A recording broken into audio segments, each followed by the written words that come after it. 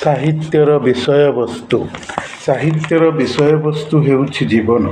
ଜୀବନର ସୃଜ୍ୟମାନ କଳାତ୍ମକ ଚିତ୍ରଣ ସାହିତ୍ୟରେ କରାଯାଇଥାଏ। ସୃଜ୍ୟମାନତା ଅନୁଭୂତି ଅର୍ଜନ ସହିତର ଚିନ୍ତନରୁ ଆସେ। ଜୀବନର ବିତେଇବାରୁ ଅଭିଜ୍ଞତା ଅର୍ଜିତ ହୋଇଥାଏ। ଅଭିଜ୍ଞତା ଅର୍ଜନ ସାହିତ୍ୟ ରଚନାକୁ ମନୋଭାବ ଦିଏ।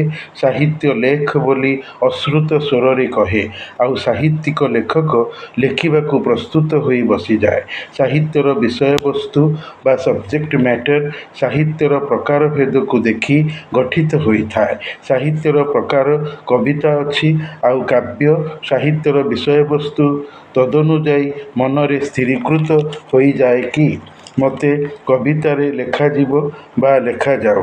ସାହିତ୍ୟର ପ୍ରକାର ଗଳ୍ପ ଅଛି, ଆଉ ସାହିତ୍ୟର ବିଷୟବସ୍ତୁ ଗଳ୍ପ କଥନ ଅନୁଯାୟୀ ଲେଖନୀରେ ବାହାରିବ।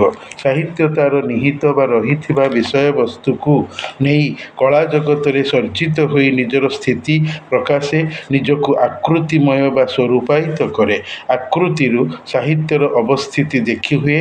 ଲକ୍ଷ୍ୟ ବା ଉଦ୍ଦେଶ୍ୟରୁ ସାହିତ୍ୟର ବିଷୟବସ୍ତୁ ବା ସବଜେକ୍ଟ ମ୍ୟାଟର କଳ୍ପନାୟିତ ହୁଏ କି କ'ଣ ଲେଖାଯିବ, କେମିତି ଉପାୟରେ ଲେଖାଯିବ, ଭାଷା କେମିତି ବ୍ୟବହୃତ ବା ପ୍ରଯୁକ୍ତ ପ୍ରୟୋଗିତ ହେବ, ମାନେ ସରଳର ନତୁବା ଜଟିଳର, ଉପମା, ରୂପକ, ପ୍ରତୀକ, ଚିତ୍ରକଳ୍ପିତର କାବ୍ୟିକ ଚିତ୍ରମୟ ଭାଷା ବିନିଯୁକ୍ତ ହେବ। ସାହିତ୍ୟର ବିଷୟବସ୍ତୁର ପ୍ରାୟୋଗିକ ଭାଷା ସାହିତ୍ୟର ପ୍ରକାରଭେଦକୁ ନେଇ ତଥା ଲେଖକୀୟ ମନୋଭାବକୁ ନେଇ ହୋଇଥାଏ। କବିତାର ଭାଷା କାବ୍ୟିକ, ନାଟକର ଭାଷା ସଂଳାପିକ, ପ୍ରବନ୍ଧର ଭାଷା ସିଧାସଳଖ। ସାହିତ୍ୟର ବିଷୟବସ୍ତୁ ପଦ୍ୟ ଗଦ୍ୟର ଯାହା ପ୍ରକାରର ହୋଇଥାଉ ନା କାହିଁକି, ସବୁଥିରେ ବର୍ଣ୍ଣନା ବା ବିବରଣୀମୟ ହୋଇଥାଏ। ବିବରଣୀ ଦ୍ୱାରା ସାହିତ୍ୟର ବିଷୟବସ୍ତୁ ପ୍ରସ୍ତୁତ ହୁଏ। ନାଟକରେ ସଂଳାପ ଥିଲେ ବି ଏହା ଯେ ବର୍ଣ୍ଣନା ବିବର୍ଜିତ ତାହା କଦାପି ନୁହେଁ। ନାଟକରେ ଠାଏ ଠାଏ ଦୃଶ୍ୟ ବର୍ଣ୍ଣନା ଗଦ୍ୟ ଭାଷାରେ ରହିଥାଏ। ତା'ପରେ ଯାଇ ପାତ୍ର ପାତ୍ରୀ ବା ନାଟ୍ୟ ଚରିତ୍ର ସଂଳାପ ବ୍ୟକ୍ତକାରୀ ହୋଇଥାନ୍ତି। ସିନ୍ ବା ପରଦା ଉଠିଗଲା ପରେ ଦେଖାଗଲା ଏକ ବୈଠକଖାନା ବା ଡ୍ରଇଂ ରୁମ୍ର ଦୃଶ୍ୟ। ଏହି ଦୃଶ୍ୟର ବର୍ଣ୍ଣନା ନାଟ୍ୟକାର ନିଜ ତରଫରୁ ଗଦ୍ୟ ଭାଷାରେ ବିବୃତ କରିଥାନ୍ତି। ତା'ପରେ ଚରିତ୍ର ସଂଳାପ ବ୍ୟକ୍ତ କରିଥାଏ। ନାଟକ ଗତିଶୀଳ ହୁଏ। ନାଟକ ସାହିତ୍ୟର ବିଷୟବସ୍ତୁରେ ଚଳନ୍ତି ସାହିତ୍ୟର ମର୍ଯ୍ୟାଦା ପାଇଅଛି। ଅଭିନୟ ଗୁଣ, ସଙ୍ଗୀତ ବାଦ୍ୟର, ଦୃଶ୍ୟ ଦର୍ଶନର ଗୁଣ ପାଇଁ ନାଟକ ଚଳନ୍ତି ସାହିତ୍ୟର ବିଷୟବସ୍ତୁ। ସାହିତ୍ୟିକ ଲେଖକ ଲେଖିବା ପୂର୍ବରୁ ପ୍ରଥମେ ମନରେ ଭାବେ, ମୁଁ ଏଇ ବିଷୟ ଉପରେ ଲେଖାଟିଏ ଲେଖିବି। ତଦନୁଯାୟୀ ଭାଷା ପ୍ରଯୁକ୍ତ ହୋଇ ସବଜେକ୍ଟ ମ୍ୟାଟରର ସ୍କେଚ୍ ବା ଖସଡ଼ା ଆକୃତି ପରିଯୋଜିତ ହୋଇଥାଏ। ଭାବକୁ ନେଇ ବିଷୟବସ୍ତୁ ହୋଇଥାଏ। ବିଷୟବସ୍ତୁରେ ଆଶୁ ପରିବର୍ତ୍ତନ ବି ପରିଲକ୍ଷିତ ହୋଇଥାଏ। ମନସାଧ ଉପରେ ବିଷୟବସ୍ତୁ ଦଣ୍ଡାୟମାନ। ଯେଉଁ ପର୍ଯ୍ୟନ୍ତ ଲେଖକର ଆତ୍ମସନ୍ତୋଷ ଆସିନାହିଁ, ସେ ପର୍ଯ୍ୟନ୍ତ ବିଷୟବସ୍ତୁରେ ଆଂଶିକ ହେଉ ଅବା ପୂର୍ଣ୍ଣ ରୂପେ ହେଉ ପ୍ରାସଙ୍ଗିକ ପରିବର୍ତ୍ତନ ହୋଇଥାଏ। ହେବାର ସମ୍ଭାବନା ବି ଥାଏ, ନହେଲେ ନ ଥାଇ ବି ପାରେ। ତେବେ ଏହା ଲେଖକକୁ ଲେଖକ ନେଇ ସଂଗଠିତ ହୋଇଥାନ୍ତି। ନାଟକର ବିଷୟବସ୍ତୁ ଉପସ୍ଥାପନା ବା ପରିବେଷଣରେ ଥାଏ। ଧରାଯାଉ ନାଟକରେ ଅଶ୍ଳୀଳତାର ବିଷୟବସ୍ତୁ ଦେଖାଯିବ। ଦେଖାଯିବା ପୂର୍ବରୁ ନାଟ୍ୟ ଚରିତ୍ରକୁ ତଦନୁଯାୟୀ ପ୍ରସ୍ତୁତ କରିବାକୁ ବା ପ୍ରସ୍ତୁତ ହେବାକୁ ପଡ଼ିବ। କରିବା ଅନ୍ୟ ଦ୍ୱାରା, ହେବା ନିଜ ଦ୍ୱାରା। ନାଟକ ସର୍ବଦା ଦୃଶ୍ୟ ରୂପରେ ଥାଏ। ଦେଖାରେ ନାଟକୀୟ ବିଷୟବସ୍ତୁର ସାର୍ଥକତା ବା ସଫଳତା ବିବେଚିତ, ଆଉ ଦେଖାଏ ନାଟ୍ୟ ଚରିତ୍ର ବା ଡ୍ରାମାଟିକ୍ ପର୍ସୋନି, ଯିଏ ନାଟକରେ ପାର୍ଟ କରିଛି, ଭାଗ ନେଇଛି। ନାଟ୍ୟ ଚରିତ୍ରର ବେଶ, ବିନ୍ୟାସ ତଥା ପୋଷାକ ପରିଧାନରୁ ଦର୍ଶକ ନାଟକର ଅଶ୍ଳୀଳତାଯୁକ୍ତ ଦୃଶ୍ୟର ଦେଖାଣରୁ ବେଶ୍ କଳନା କରିପାରନ୍ତି।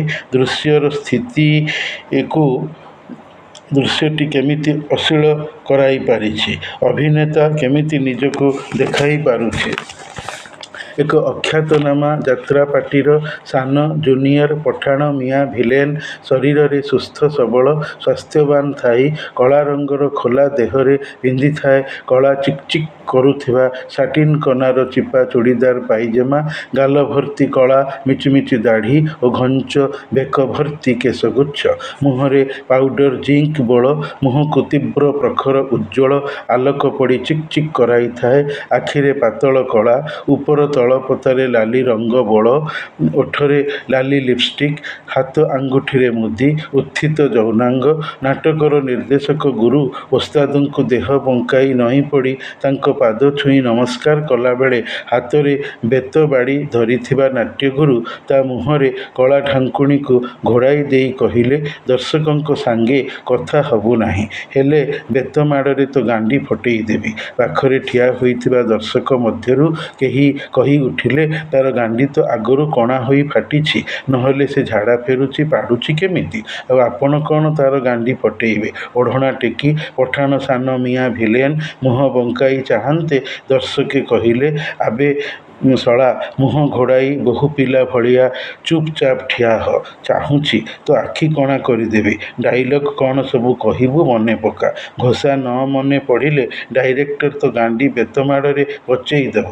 ପାଚିଲା ବେତ ଧରିଛି, ଦର୍ଶକ ସାମ୍ନାରେ ମାଡ଼ ଖାଇ ଲୋକହସା ହେବୁ। ଗ୍ରୀନ୍ ରୁମ୍ରେ ମାଡ଼ ଖାଇ ପିନ୍ଧା ସ୍ଲାକ୍ସ ଚିପା ଫୁଲପ୍ୟାଣ୍ଟରେ ମୁତି ଦେଇଥିଲୁ। ମୁଁ ନିଜେ ତୋ ରିହର୍ସାଲ ଦେଖିଥିଲି, ନିଜେ ବି କହିଥିଲୁ ବେହିଆ। ଆଉ ଜଣେ ଦର୍ଶକ କହିଲେ, ଯାତ୍ରାରେ ଅଭିନେତା ହୋଇ ପାର୍ଟ କଲେ ଲାଜ ସରମ ସଙ୍କୋଚ ନ ଛାଡ଼ିଲେ ଅଭିନୟ ପ୍ରକୃତ ଅତି ବାସ୍ତବିକ ଜମାରୁ ହେବ ନାହିଁ। ଶିଷ୍ୟ ସେ, ଭୁଲ କଲେ ମାଡ଼ ତ ଅବଶ୍ୟ ଖାଇବ, ମୋଟା ଅଙ୍କର ଦରମା ପାଉଛି, ଚୁକ୍ତିବଦ୍ଧ ଅଛି, ଓସ୍ତାଦଙ୍କ ପ୍ରତି ଅନୁଗତ ଅଧୀନ ରହିବ। ଗୁରୁ ପରା ତାର ଭଗବାନ, କଥାରେ ନାହିଁ ଗୁରୁଙ୍କୁ ନ ମଣିବ ନର, ଗୁରୁ ହିଁ ସାକ୍ଷାତ ଈଶ୍ୱର। ସେତିକି ଓବ୍ଲିଗେସନ ନ ରହିଲେ ଜଣେ ସ୍ୱଚ୍ଛ ଅଭିନେତା ହୋଇପାରିବ ନାହିଁ। ମାନ୍ୟତା ଦେବା, ଓସ୍ତାଦଙ୍କ ଅଧୀନରେ ରହିବା, ତାଙ୍କ ନିର୍ଦ୍ଦେଶକୁ ଶରୀର ମନ ଓ ବାକ୍ୟରେ ମାନିବା ଥିଲେ ଯାଇ କୁଶଳୀ କଳାକାରଟିଏ ସେ ହୋଇପାରିବ, ନହେଲେ ଅଭିନୟ ସୁଯୋଗରୁ ବଞ୍ଚିତ ହେବ। ପାଟି ଛାଡ଼ି ବେକାର ହୋଇ ଘରେ ନିକମ୍ମା ହୋଇ ବସିବ। ନିଜ ଭିତରେ ଥିବା ଅନ୍ତର୍ନିହିତ ପ୍ରତିଭାର ବିକାଶ କରିପାରିବ ନାହିଁ। ନିଜ ଇଚ୍ଛାରେ ଅଭିନୟର ଗାନ୍ଧର୍ବ ବିଦ୍ୟାରେ ପାଦ ଥାପିଛି, ମାଡ଼ ଗାଳି ଲାଜ ଅପମାନ ପାଇଲେ ଯାଇ ଭବିଷ୍ୟତରେ ପ୍ରତିଭାବାନ କୁଶଳୀ କଳାକାରଟିଏ ହୋଇ ଦର୍ଶକଙ୍କ ଦ୍ୱାରା ସମ୍ମାନିତ ହେବ। ହେବ କ'ଣ ହେଲାଣି। ଏବେ ଯୋଉ ସେ ମଞ୍ଚରେ ଖୋଲାଖୋଲି ନାୟିକାର କେଶଗୁଚ୍ଛ ଟାଣି ଜୋର ଜବରଦସ୍ତି ମଞ୍ଚରେ ନାୟିକା ଉପରେ ପେଟେଇ ଶୋଇ ରହି ଗାଣ୍ଡି ପିଚା ଦେଖାଇ ରେପ୍ କଲା, ନିଜର ଉଠାଲିଙ୍ଗକୁ ନାୟିକାର ଦେହରେ ଘଷାଇ ଗଡ଼ାତଡ଼ା ଅପ୍ରେଲ ମାସର ଗ୍ରୀଷ୍ମର ଝାଳ ନାଳରେ ବୁଡ଼ିଥାଇ ପୁଣି ନିଜ ମାଲିକ ବଡ଼ ଭିଲିଆନ ଦ୍ୱାରା ଗୋଇଠା ବିଧା, ମାଡ଼ ଖାଇ ପାଟିଚିଲା ପାଇ, ନିଜର ପାଦ ଫଡ଼ାଇ ପାଦ ଜଙ୍ଘ ଉଠାଇ ମଳଦ୍ୱାରରେ ବାଡ଼ି ଗେଞ୍ଜା ପାଇ ବିକଟାଳ ରଡ଼ି ଛାଡ଼ିଲା, ଚିତ୍କାର ଛାଡ଼ନ୍ତେ ତାର ପାଟିରେ ଟେପ୍ ଚପାଇ ଶଳାର ମୁହଁ ଘୋଡ଼ାଇ ହାତରେ ହ୍ୟାଣ୍ଡକପ୍ ଏବଂ ଅଣ୍ଟାରେ ଚେନ୍ ପିନ୍ଧାଇ ବେଶଘରକୁ ତାକୁ ନିଆଯିବା ପରେ ଓସ୍ତାଦଙ୍କୁ ଲୋକେ ଟଙ୍କା ପୁରସ୍କାର ଦେଲେ। ଓସ୍ତାଦ କାହିଁକି ନେଲେ? ପଠାଣ ମିଆଁ ଦାଢ଼ିଆ ଭିଲେନ ନବା କଥା। ଅଭିନୟ ଦେଖାଇଲା, କଷ୍ଟ ସହିଲା, ମାଡ଼ ଗାଳି ଅପମାନ ପାଇଲା, ଅଥଚ ବାହାବା ନେଲେ ଯାତ୍ରା ଡ୍ରାମା ସାର୍। ନେବେନି କେମିତି? ସେ ପରା ତାକୁ ଅଭିନୟ ଶିଖାଉଛନ୍ତି। ତାଙ୍କରି ନିର୍ଦ୍ଦେଶରେ ଶଳାଟା ନିର୍ଲଜ ବେହିଆ ରୋଲ୍ କରିକି ଦେଖାଇଲା। ଦଳର ଏହା ନିୟମ, ଶୃଙ୍ଖଳା, ଆଇନ ଥାଇପାରେ। ଗତକାଲି ରାତିର ନାଟକରେ ଜଣେ ମଦୁଆ ପରଦାରାସକ୍ତ ରୋଲ୍ ଦେଖାଇ ବାସର ରାତିରେ ଧଳା ରଙ୍ଗର ସେରୱାନୀ ଓ ଲାଲି ସିଲ୍କ କନାର ଚିପା ଚୁଡ଼ିଦାର, ଲାଲି ମୋଜା ସହିତ ଜରି କାମକରା ଚିକ୍ ଚିକ୍ ନାଗରା ଜୋତା ପିନ୍ଧି ମଞ୍ଚରେ ସହବାସର ଦୃଶ୍ୟ ଦେଖାଉଥିବା ବେଳେ ପ୍ରେମିକାର ଫୋନ୍ କଲ୍ ପାଇ ସୁନ୍ଦରୀ ସ୍ତ୍ରୀଠାରୁ କ୍ଷୀର ପିଇ ତାକୁ ଲାତ ଗୋଇଠା ମାରି ସ୍ତ୍ରୀର ତାର ଜଙ୍ଘ ପାଦକୁ ଛିଞ୍ଚାଡ଼ି ନିର୍ଦ୍ଦୟ ବ୍ୟବହାର ଦେଖାଇ ବେଶ୍ୟାପ୍ରୀତି କଲା ସିନା, ନିଜ ବଡ଼ଶଳା ଦ୍ୱାରା ଧରାଯାଇ ପୋଲିସ କର୍ତ୍ତୃକ ଧରାପଡ଼ି ଝିଙ୍କାସ ଗାଳି ମାଡ଼ ଥାନାରେ ପାଇ ସେଲରେ ଯାଇ ବନ୍ଦୀ ଜୀବନ ବିତାଇଲା। ଚଳନ୍ତି ସାହିତ୍ୟ ଯାତ୍ରା ନାଟକର ବିଷୟବସ୍ତୁରେ ଅଶ୍ଳୀଳତାର ଦୃଶ୍ୟ ଦର୍ଶନରେ ଯାତ୍ରା ନାଟକର ଲୋକପ୍ରିୟତା ବୃଦ୍ଧି ପାଇ ବ୍ୟବସାୟିକର ମାତ୍ରା ବଢ଼ାଏ, ଯୋଉଥିପାଇଁ ଯାତ୍ରା ଦଳ ଶିଳ୍ପରେ ପରିଣତ ହୋଇ ନିଜେ ସଂଖ୍ୟାରେ ଅସଂଖ୍ୟ ହେବା ସହିତ ବେକାରୀ ସମସ୍ୟା ଦୂରୀକରଣ, ଦର୍ଶକୀୟ ନାଟ୍ୟରସ ତୃଷ୍ଣା ମେଣ୍ଟାଇ ପାରି ସାହିତ୍ୟର ବିଷୟବସ୍ତୁକୁ ଦେଖିବାରେ ପଢ଼ିବାର ଅପୂର୍ବ ସୁଯୋଗ କିଛି ଘଣ୍ଟାରେ ସଙ୍ଗୀତ ନୃତ୍ୟ ବାଦ୍ୟ ସାଜସଜ୍ଜାରେ ପରିବ୍ୟାପ୍ତ କରାଇ ଗଣନାଟ୍ୟ ଲୋକନାଟ୍ୟ ଭ୍ରମଣପ୍ରିୟ ସଂସ୍ଥା ଯାତ୍ରାର ଚାହିଦା ଅତି ବାସ୍ତବିକ ପ୍ରତ୍ୟକ୍ଷ ଅଭିନୟ ପାଇଁ ବଢ଼ିଛି ବୋଲି ସଂଖ୍ୟାହୀନ ଯାତ୍ରା ଦଳ ସଂଗଠିତ ଲୋକପ୍ରିୟ ଥିବାରୁ ସଂଖ୍ୟାରେ ବଢ଼ିଛି। ପୂର୍ବେ ଯାତ୍ରାରେ ପୌରାଣିକ ଐତିହାସିକ ସାମାଜିକ ନାଟକ ମଞ୍ଚସ୍ଥ ହେଉଥିଲା ଜନତା ଜନାର୍ଦ୍ଦନଙ୍କ ଗହଣରେ ଥାଇ, ଯେବେକି ପୁରୁଷମାନେ ନାରୀ ରୋଲକାରୀ ଥିଲେ। ଏବେ ଯାତ୍ରାର ରୂପରେଖ ସମ୍ପୂର୍ଣ୍ଣ ବଦଳି ଯାଇଛି। ବିଷୟବସ୍ତୁରେ କେବଳ ସାମାଜିକ ନାଟକ ପରିବେଷିତ ହେଉଛି। 1990 ପୂର୍ବବର୍ତ୍ତୀ ଭଳି ଯାତ୍ରାରେ ଚତୁର୍ମୁଖୀ ଲୋକ ଗହଣୀୟ ଅନୁଷ୍ଠିତକରଣ ନାହିଁ। ସାହିତ୍ୟକୁ ପଢ଼ିଦେଲେ ସାହିତ୍ୟର ବିଷୟବସ୍ତୁ ଆପେ ଜଣାଯାଇପାରିବ। ବିଷୟବସ୍ତୁ ପ୍ରକାଶକରଣ ତାହାର କରିବାରେ ସାହିତ୍ୟର ପ୍ରକାରଭେଦକୁ ନେଇ ଛୋଟ ବଡ଼ କ୍ଷୁଦ୍ର ବୃହତ୍ ହୋଇଥାଏ। କବିତାର ବିଷୟବସ୍ତୁ କବିତାର ଆକାରଗତ କ୍ଷୁଦ୍ରତା ପାଇଁ ଛୋଟ ଥାଏ। କାବ୍ୟ ଉପନ୍ୟାସର ବିଷୟବସ୍ତୁ ଏହାର ଆକୃତିଗତ ବ୍ୟାପକତା ନିମିତ୍ତ ବୃହତ୍ ବା ବଡ଼ ଥାଏ। ଜୀବନ ଓ ଆତ୍ମଜୀବନୀ ନିଜ ପର ରୀତିରେ ଥାଏ। ଜୀବନୀ ଓ ଆତ୍ମଜୀବନୀ ନିଜ ପର ରୀତିରେ ଥାଏ। ମାନେ ହେଲା, ଜଣକର ଜୀବନୀ ଅନ୍ୟ ଜଣେ ଲେଖିଲେ ଜୀବନୀ ବୋଲାଉଥିବା ବେଳେ ଆତ୍ମଜୀବନୀ ନିଜେ ଲେଖାଯାଏ। ଭ୍ରମଣ କାହାଣୀ ବା ଇଂରାଜୀର ଟ୍ରାଭେଲଗ, ଗଲି ଅଇଲି ଯାହା ଦେଖିଲି ତାହା ଲେଖିଲିରେ ସୀମିତ ପରିମିତ ଉଦ୍ଧୃତି ଉଦାହରଣ ଦତ୍ତ ପରିଚ୍ଛେଦର ସ୍ୱତନ୍ତ୍ର ନାମକୃତରେ ଥାଏ। ଓଡ଼ିଆ ଆଧୁନିକ ଭ୍ରମଣ କାହାଣୀ ପଦ୍ୟରେ ପୁଣି ଫକୀରମୋହନଙ୍କର ଉତ୍କଳ ଭ୍ରମଣଂ ପଦ୍ୟରେ ଅଛି ଗୋଟିଏ ଦୁଇଟି ଉଦ୍ଧାର ବାକ୍ୟ ହେଲା, ନିର୍ଧୁମ ଖରାରେ ତୁମ୍ଭେ ପିନ୍ଧି ବନାତର କୋଟ, ଛେନାବଡ଼ା ଫିଙ୍ଗି ତୁମେ ଖାଅ ବିସ୍କୋଟ, ଓଜନରେ ମଧୁ ହେବ ଅଢ଼ାଇ ପଶୁରୀ, କେମିତି ସେ ଏତେ ବିଦ୍ୟା ରଖିଛି ପେଟେ ଭରି।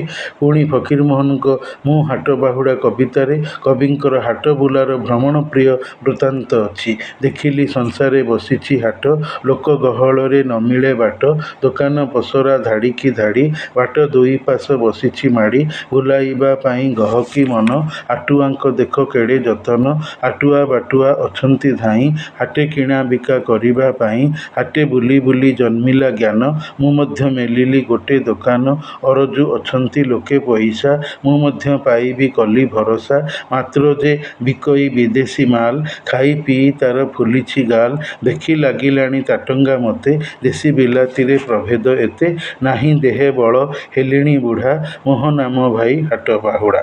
ଅବସର ବାସରେ ନାମକ କବିତା ପୁସ୍ତକରେ ଥିବା ଏହି ଚକ୍ରକେଳି ରାଗରେ ରଚିତ କବିତାଟି ପୂର୍ବେ 1980-1981ରେ ଆଇଏସ୍ସି ଶ୍ରେଣୀରେ ବାଧ୍ୟତାମୂଳକ ଓଡ଼ିଆ ପାଠ୍ୟକ୍ରମରେ ପଢ଼ାଯାଉଥିଲା।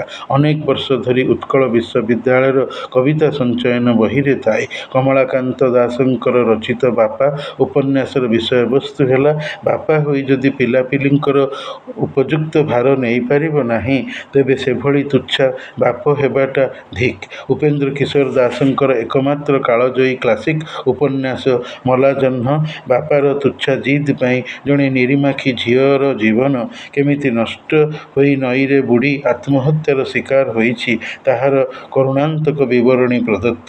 ବସନ୍ତ କୁମାରୀ ପଟ୍ଟନାୟକଙ୍କର ଅମଳାବାଟ ଉପନ୍ୟାସରେ ବାପଘରର ଉଦଣ୍ଡୀ ଝିଅ, ଶାଶୁଘରର ତ୍ୟାଗମୟୀ ସହନଶୀଳା ଶାଶୁର ପ୍ରିୟ ପାତ୍ର ବୋହୂର ବିଷୟ ବର୍ଣ୍ଣିତ। ଏହିଭଳି ସାହିତ୍ୟର ବିଷୟବସ୍ତୁ କୋଉଠି ବୁଝି ହୋଇଥାଏ, କୋଉଠି ବୁଝି ହୁଏ ନାହିଁ। ଅତ୍ୟାଧୁନିକ ଦୁର୍ବୋଧ୍ୟ ବୌଦ୍ଧିକ କବିତାର ବିଷୟବସ୍ତୁକୁ ସହଜରେ ବୁଝି ହୋଇ ନଥାଏ। ଯେମିତି କବି ଗୁରୁପ୍ରସାଦ ମହାନ୍ତିଙ୍କ ରଚିତ ସୁନାର ଝରଣା କବିତାଟିକୁ ବକ୍ରୋକ୍ତି କାବ୍ୟ ଜୀବିତମ୍ ଗୁଣ ପାଇଁ ବୁଝି ହୁଏ ନାହିଁ କି କବିତାର ଉପରେ ସୁନାର ଝରଣା ହସି ହସି ଝରିଗଲା ସିମେଣ୍ଟର ଚଟାଣ ଉପରେ ସୁନାର ଝରଣା। ସେତେବେଳେ ଏ ଗଳିରେ ଲୋକ ଥିଲେ, ପୁଣି ଥିଲା ଖରା, ଆଉ ପୁଣି ମୋ ଦେହେ ଥିଲା ପୌଷର ପଳିତ ମୂର୍ଚ୍ଛନା।